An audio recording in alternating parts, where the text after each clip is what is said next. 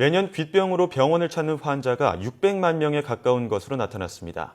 이 스트레스나 소음, 잦은 이어폰 사용 등으로 인해 각종 귀 질환을 앓는 젊은 층도 늘어나고 있는데요. 네, 그래서 이 시간에는 전문가와 함께 대표적인 귀의 질환과 또 효과적인 귀 건강관리법에 대해 알아보겠습니다.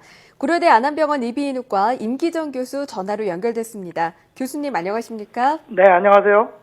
네, 먼저 귀하면 우리 몸에서 소리를 듣는 기능을 가장 먼저 떠올리게 되는데요. 그 외에 또 어떤 기능을 합니까? 네, 사실은 귀 구조를 보면 크게 바깥쪽에 이제 이계라고 해서 귓바퀴가 있지 않습니까? 예. 그 안쪽에 이제 귓구멍이 있고 이제 외이도가 있는데 그 외이도 끝에 이제 우리가 고막이 있죠. 고막 뒤쪽으로는 이소골이라고 달팽이관 안쪽으로 이제 소리를 전해주는 뼈가 있고요. 그 공간을 이제 중이라고 합니다. 예. 그리고 저 달팽이관이라고 우리 소리를 듣는 기관이 뇌이가 있고 그리고 뇌이 안에 이제 어지럼을 관장하는 전정기관과 세방고리관까지 있거든요. 예. 그게 이제 뇌랑 연결되는 뇌이도로 연결이 돼서 청각신경, 어지럼신경 그리고 안면신경이 위치하고 있죠. 너무 복잡해서 귀를 우리가 미로라고 부르기도 합니다. 따라서 소리를 듣는 것 이외에도 우리가 어지럼 기능을 주관하고 또 얼굴을 움직이는 안면신경까지 포함되어 있는 복잡한 구조가 귀가 되겠습니다. 네, 이렇게 복잡하고 다양한 기능을 가진 귀에 이상이 생겼을 때 우리 몸에는 어떤 증상들이 나타나게 되나요? 네, 사실 한 4가지 정도로 말할 수 있는데요. 첫 번째가 이제 이루, 귓물이 많이 나온다고 하시죠. 두 번째가 이제 청력 저하나 이명, 그러니까 귀에서 소리가 난다고 얘기하시고요. 세 번째가 어지럼이고, 그리고 네 번째가 이제 안면신경 마비가 될 수가 있겠는데요.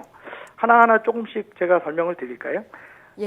첫 번째로 이제 귓물은 이 급성염증으로 외이도나 이 고막, 그리고 이제 중이나 이 유양동 등이 감염이 되면 거기 고여있던 이제 염증이나 고름이 흘러나오는 증상을 말합니다. 이게 가장 흔한 증상이 되겠죠.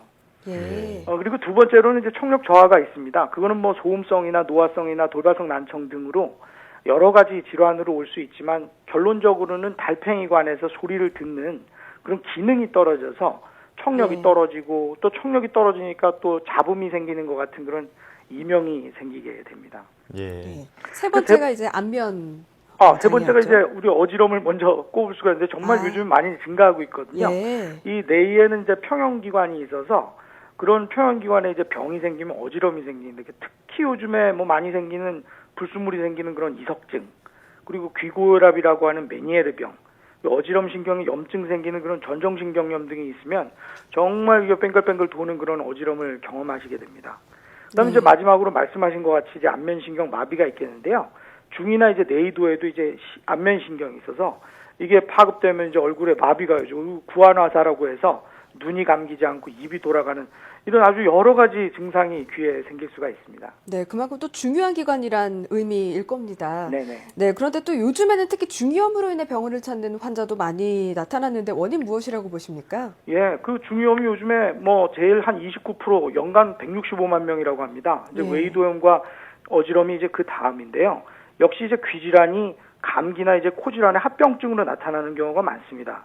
따라서 이제 감기 이후에 이런 귀 점막에서 생긴 정상적인 점액이 코나 입이나 이제 호흡기로 넘어가지 못하는 거죠. 그래서 감기가 심할 때는 우리가 귀가 아픈 것이 흔한데 맞습니다. 이런 게 이제 급성 중이염의 양상이죠. 따라서 귀의 질환이 불행히도 매우 흔하고 쉽게 올 수 있는 그런 질병입니다.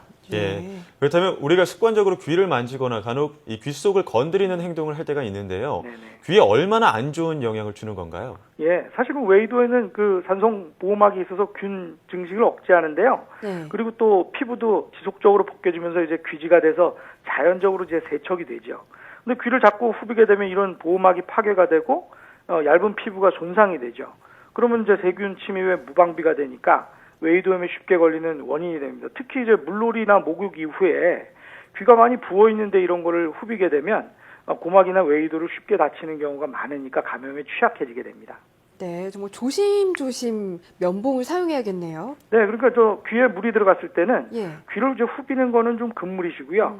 물이 들어간 쪽에 귀를 좀 아래로 가도록 눕히고 또 드라이기를 이용해서 말리는 것도 좋을 것 같습니다. 또 이비인후과가 가까운데 많으시니까 정기적으로 간단히 귀를 처치하셔도 좋은 방법 같습니다. 네, 무엇보다 가까운 전문기관을 찾는 게 더 안전할 것 같은데요. 네네. 또 가끔 간혹 귀가 잘 안 들리거나 좀 이상한 소리가 난다라는 증상을 호소하는 분들도 많이 계시는데 이게 청각에 문제가 문제가 생긴 건 아닌지 저희가 스스로 알 수 있는 방법도 있습니까? 네, 사실은 이비인후과에서 순음 청력 검사를 간단히 해보면 청력을 이제 주파수별로 이제 정확히 측정할 수 있거든요. 예. 근데 우리가 알 수 있는 거는 가장 쉬운 건 이제 난청 자가 진단 한 10개명 정도가 있습니다. 뭐 다 설명드리기는 그렇고, 내가 가장 중요한 게 이제 전화 통화를 하는데 어려움이 있다든지, 예. 시끄러운 데나 아니면 여러 명이서 대화를 할 때 어려운 점이 생깁니다. 그리고 텔레비전 소리를 자꾸 크게 해가지고 어이구 사우정 아니시냐고 뭐 얘기를 듣고, 예. 그리고 자꾸 반복적으로 뭐 다시 얘기해달라 이런 증상을 호소하시게 되거든요. 그러니까 이러한 증상이 있을 때는 이비인후과를 방문하셔가지고 좀 청력 검사를 정확히 해보는 게 좋은 방법 같습니다. 예. 네, 끝으로 이 생활 속에서 귀와 관련된 질환을 예방하고 또 귀 건강을 효과적으로 관리하는 방법도 전해주시죠. 네, 사실 앵커분이 처음 말씀하셨듯이 소음성 난청이 요즘 아주 굉장히 현대사회에서 늘고 있습니다. 예. 그래서 제가 가장 드리고 싶은 말씀이 시끄러운 환경, 즉 이제 버스나 지하철이나 이런 PC방 같은 데에서 이어폰이나 헤드폰을 너무 과도하게 사용 안 하셨으면 좋겠어요.